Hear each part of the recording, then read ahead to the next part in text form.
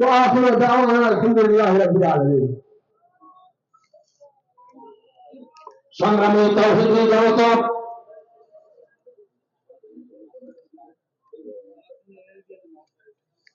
আমাদের মাওলানা আসতেছে নারায়ে তাকবীর নারায়ে তাকবীর নারায়ে তাকবীর সদরে জরিয়তে উলামা পাকিস্তান জিন্দাবাদ জিন্দাবাদ নারায়ে তাকবীর আল্লাহু আকবার তাকবীরতে আগাম স্বাগতম তাকবীরতে আগাম স্বাগতম মাওলানা ফজলুর রহমানের আগাম স্বাগতম নারায়ে তাকবীর আল্লাহু আকবার এবং বক্তব্য রাখবেন হেফাজতে ইসলাম বাংলাদেশের সংগ্রামী সিনিয়র যুগ্ম মহাসচিব খতিবে বন্দর হযরত মাওলানা জুনায়েদ আল হাবিব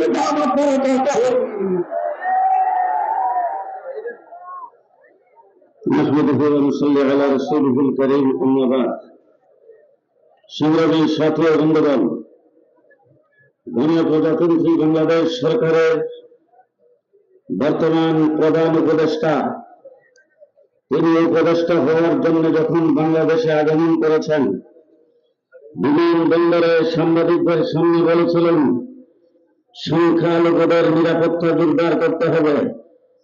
তার মধ্যে তিনি নাম বলেছেন হিন্দু, বৌদ্ধ, খ্রিস্টান, আহমদিয়া।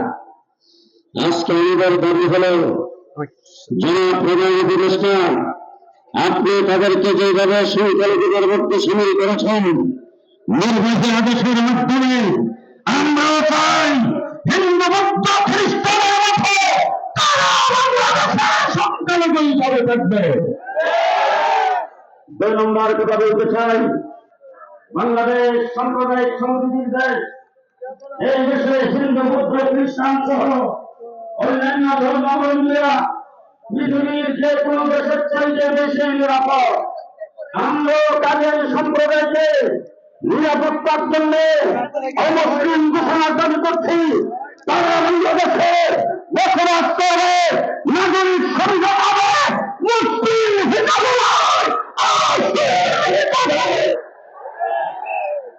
যদি তাদেরকে সেটা না করা হয়, আমাদের ট্রেডমার্ক লা ইলাহা ইল্লাল্লাহ মুহাম্মাদুর রাসূলুল্লাহ বাজারে তাদের কাদিয়ারীদের আস্তানার সামনে সেই কালিমা লেখা ফেলে নাই, কথা আসতে পারবেন না, ফেলে নাই।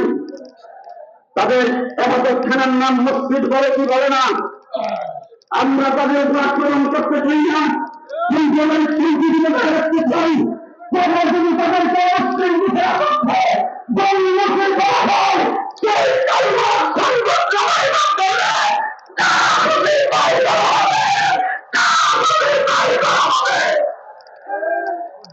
কথা বলতে চাই। 1993 সালে বাইতুল মুকাররমের খতিব আজমের হজরতের নেতৃত্বে মানবকে অভিযোগ করে 10 লক্ষ মানুষের জবাব দেখল কাজীদের মুসলিম ঘোষণা করবে। আবার সে বলছে আল্লাহ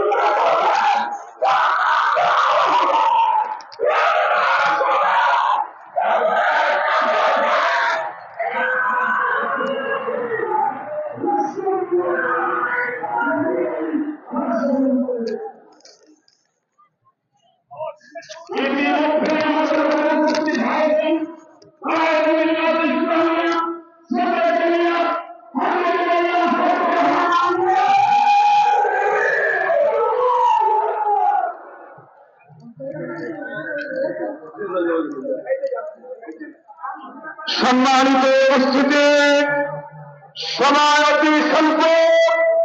আমাদের এই মহাসমুদ্র মহাসম্মেলন অল্প সময়ের মধ্যে সমাপ্তির দিকে যাবে। এ পর্যায়ে আমাদের সামনে গুরুত্বপূর্ণ বক্তব্য মুসলমান রাজনীতি